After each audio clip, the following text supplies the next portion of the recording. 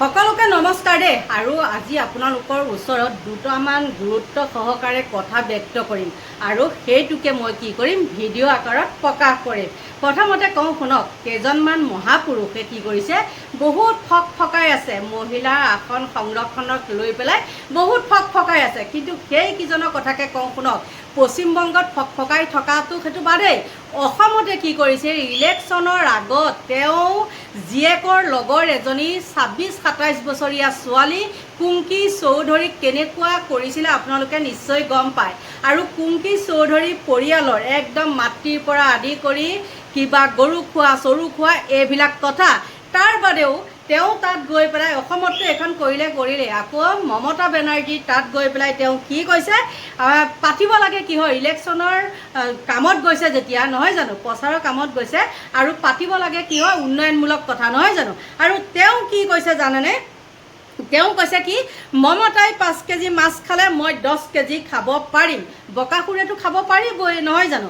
বকাসুৰে চব ফালৰ পৰাই কি কৰিছে, একেবাৰে সৰ্বগ্ৰাস কৰি আহিছে। গতিকে বকাসুৰে 10 কেজি মাছ খোৱাটো একে সাধাৰণ কথা, কাৰণ তেওঁ বৰপেটাৰ পৰা হেৰি হ'লে যে, এইবিলাক কি ইলেকশ্যনৰ সময়ত হ'লে বা উৰুকা বিহুত দেখিছে নহয় আপোনালোকে, একদম মাছ লৈ পূৰা ফটো পষ্ট দি থাকে, হয়নে নহয়। গতিকে বকাসুৰে সেইবিলাক ফকতীয়াকৈ পালে খাব পাৰিবই। আৰু আমাৰ নিচিনা মানুহে কিন্তু 1 কেজি মাছ আনি কেইদিন খাওঁ, 3-4 দিন খাব লাগিব, নহয় জানো। উদাহৰণটো দিছোঁ আপোনালোকক দেই। তাৰপিছত আহি গ'ল, সেইটোতো কৈছে আৰু কৈছে যে, আৰু এজনে কৈছে, ফকফকাই থকা কথা কৈছোঁ, কংগ্ৰেছৰ বিৰুদ্ধে বিজেপিৰ আন্দোলনৰ ঘোষণা কৰিব দেই। মহিলা সংৰক্ষণৰ বিধেয়ক বিৰোধিতা কৰি কংগ্ৰেছে কৰা অপমানক লৈ 23 এপ্ৰিলৰ পৰা আৰম্ভ হ'ব মহিলা আক্ৰোশ শীৰ্ষক প্ৰতিবাদ। সেইটো কৰিব কোনে জানেনে, নেতৃত্ব লৈছে আমাৰ দিলীপ শইকীয়াই। আমাৰ বুলি কওঁতে আকৌ আপোনালোকে নাভাবিব যে একে মোৰ কিবা হয়, একো নহয় দেই। তাৰপিছত আৰু কেইটামান গুৰুত্বপূৰ্ণ কথা আছে। আৰু সেই মুখ্যমন্ত্ৰীজনে তেওঁ যিখিনি কৈছে, মহিলা সংৰক্ষণ যদি সঁচাকৈয়ে বিচৰা হয় তেনেহ'লে বাৰু আপোনালোকে কওকচোন, সেই সৰু ছোৱালীজনী, সেই কুংকি চৌধুৰী, সেই সৰু ছোৱালীজনীক তেওঁ বাৰু টাৰ্গেট কৰি ল'লে হয়নে। এনেকুৱা এজন আমি মানে মুখ্যমন্ত্ৰী পাইছোঁ, এই শ্ৰাম কি ক'ব। আৰু বৰষুণো আহি আছে দেখিছেনে, আৰু বৰষুণৰ কাৰণে চিঞৰটোও মাৰিবলগীয়া হৈছে। আৰু ইফালে চিন্তা কৰিছোঁ কি হ'ব, কাৰেণ্ট গুচি যাব নেকি। তাৰপিছত আহি গৈছে আৰু বহুখিনি আছে। তাৰপিছত আমাৰ এজন আকৌ মোদী চাহাবে কৈছে কি, নাৰীয়ে সকলো পাহৰি যায় কিন্তু কেতিয়াও অপমান নাপাহৰে। আৰু তেওঁ গম পায়, তেওঁ পত্নীগৰাকীয়ে যেনেকৈ অপমান সহ্য কৰিব পাৰে তেওঁ গম পায়। নাৰী সংৰক্ষণৰ বিধেয়ক বাতিল হোৱাৰ পাছতে প্ৰধানমন্ত্ৰীৰ এইটো মানে প্ৰতিক্ৰিয়া দিছে, আৰু দিছে কোনে, আমাৰ পকা দাড়িৱালা মোদী চাহাবে সেই কথাটো কৈছে। চাওকচোন তেওঁলোক হ'ল কেনেকুৱা, কিমান তেওঁলোক ধোৱা তুলসীৰ পাত নহয়নে, বোলে ভূতৰ মুখত ৰাম নাম, হয়নে নহয়। তাৰপিছত আহোঁ আপোনালোকক ক'বলৈ, আমাৰ খুব সন্মান জানে দেই, খুব সন্মান জনা মই এখন ফটো আপোনালোকৰ ওচৰত লগাই দিছোঁ। ফটোখন দেখিছেনে, তেওঁলোক দুইজন আকৌ বহি আছে, কিন্তু আমাৰ সেই ৰাষ্ট্ৰপতিগৰাকী হাত মূৰ সাৱটি এনেকৈ ৰখি আছে। তেওঁলোকে চকীখনো এৰি দিব পৰা নাই বহিবলৈ, কিন্তু তেওঁলোকে কি কৰে, মহিলাক সন্মান কৰে। আৰু লগতে কওঁ, এজন আমাৰ অসমৰে মুখ্যমন্ত্ৰী, সেই মুখ্যমন্ত্ৰীজনৰ মুখত সঁচাকৈ তেওঁ কি ক'ত কেনেকৈ ডাঙৰ হৈছে, কি শিক্ষা পাই কেনেকৈ হৈছে, সেইটো ভগৱান জানে। মই আপোনালোকৰ আগলৈ চাই লওকচোন বাৰু, আপোনালোকক মই কি ক'ম, ভাষাই নাই।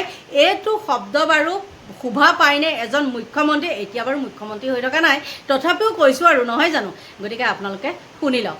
ये जो बांग्लादेशी मुसलमान है और ममता बनर्जी, दोनों लोगों का बीच में इलू है, आई लव यू है। आप आइए, मैं मना नहीं करूंगा, लेकिन मुझे वोट दीजिए। ममता जी वोट के लिए ये देश को बिक्री कर दिए हैं, मुझे आने दो।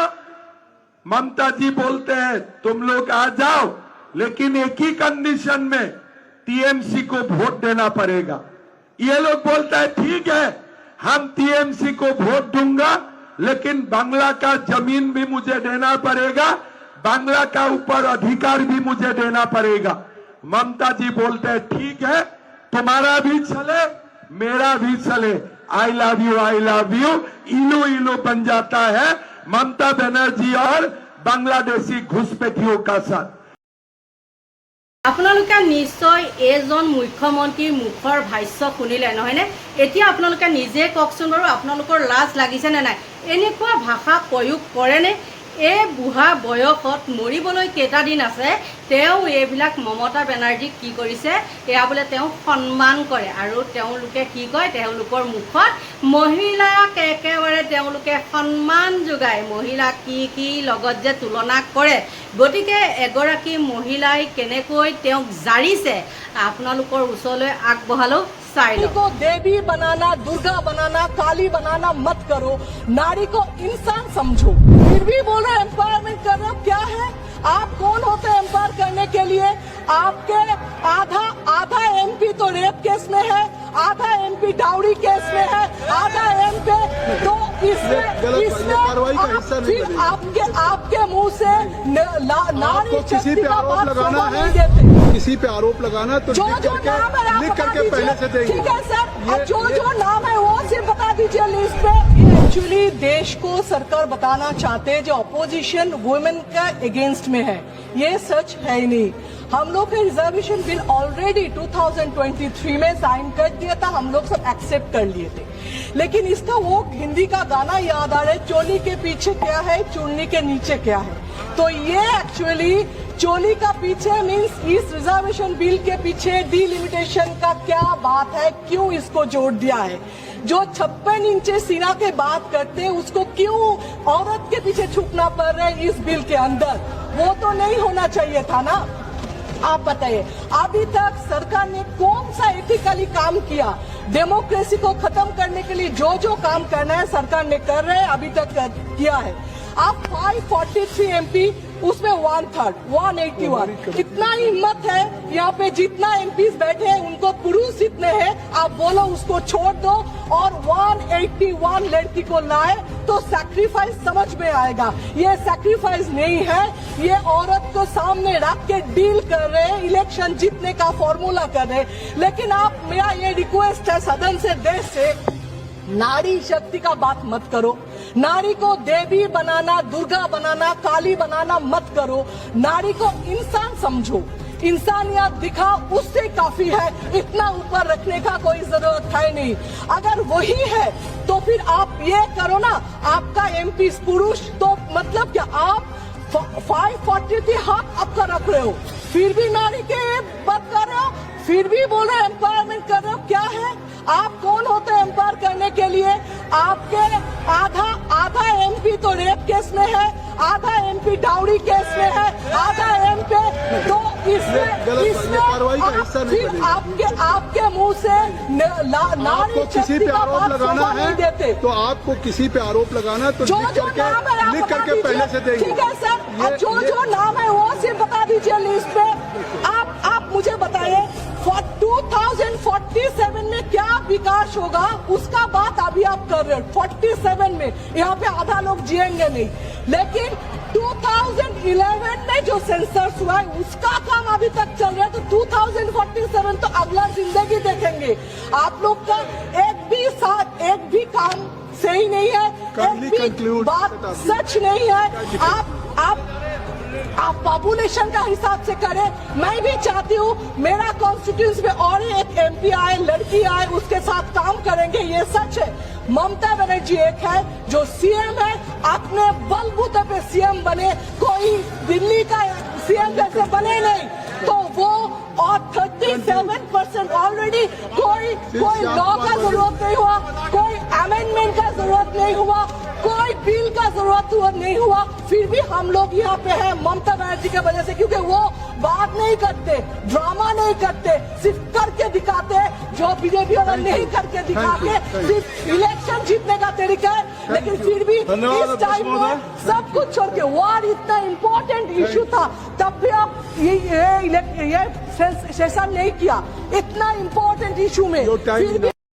আপোনালোকে নিশ্চয় সেইটো দেখিলে, দেখাৰ পিছত আপোনালোকক কেইটামান ফকতীয়া এগৰাকী মহিলাৰ বাদে দুজন ফকতীয়াই কিছুমান ভাষ্য প্ৰদান কৰিছে, সেইখিনি আপোনালোকৰ মাজলৈ আগবঢ়াই দিলোঁ। साथियों, नमस्कार।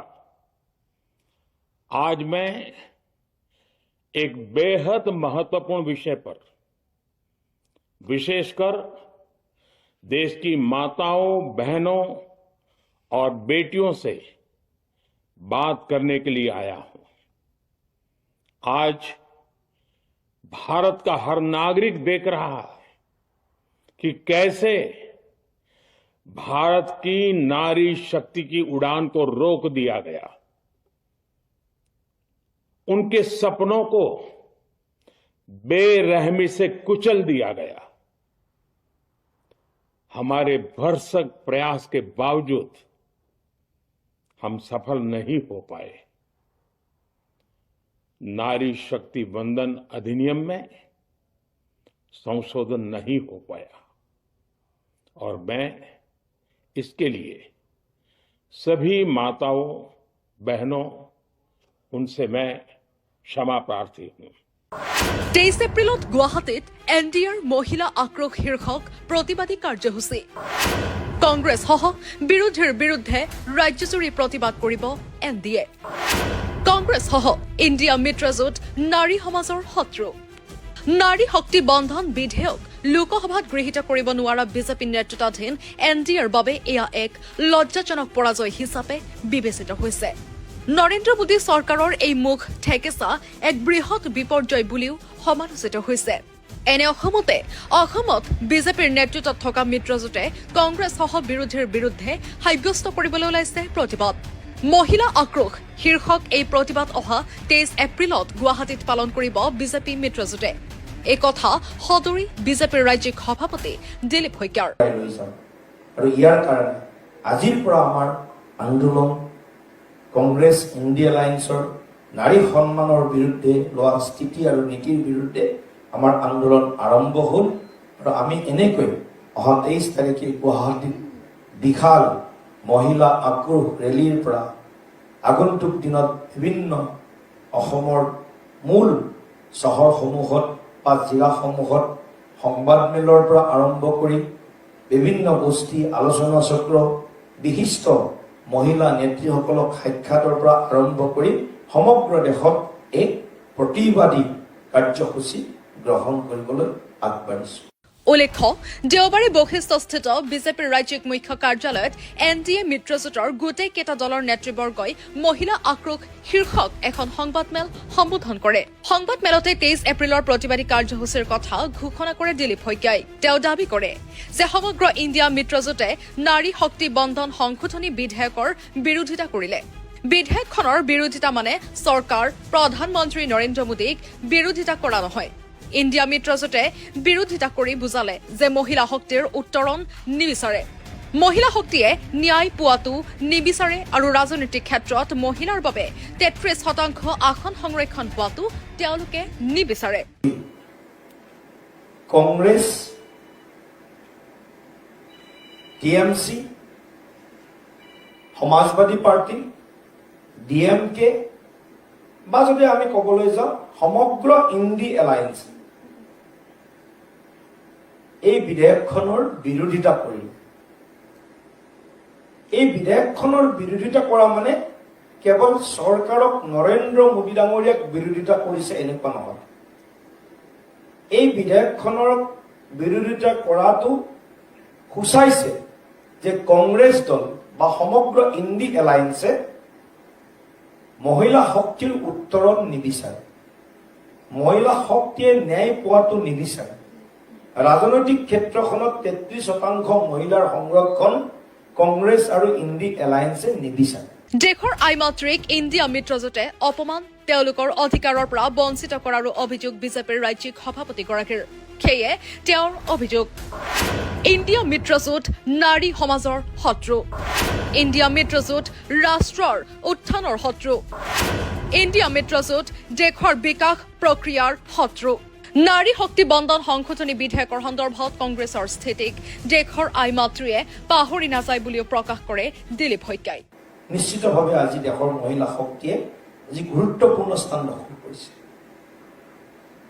গতিকে 50% আইমাতৃক অপমান কৰা, তেওঁলোকৰ অধিকাৰৰ পৰা তেওঁলোকক বঞ্চিত কৰা এই কংগ্ৰেছ আৰু ইণ্ডি এলায়েন্স নাৰী সমাজৰ শত্ৰু, ৰাষ্ট্ৰৰ উত্থানৰ শত্ৰু আৰু দেশৰ বিকাশ প্ৰক্ৰিয়াৰ ঘোৰ শত্ৰু। গতিকে কংগ্ৰেছ দলটোৰ বা ইণ্ডি এলায়েন্সৰ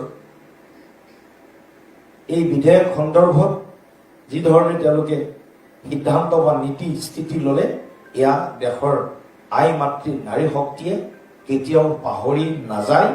আৰু বিশেষভাৱে ভাৰতীয় জনতা পাৰ্টীৰ প্ৰতিগৰাকী NDAৰ প্ৰতিগৰাকী মহিলা কাৰ্যকৰ্তা সমৰ্থক শুভাকাংক্ষীয়ে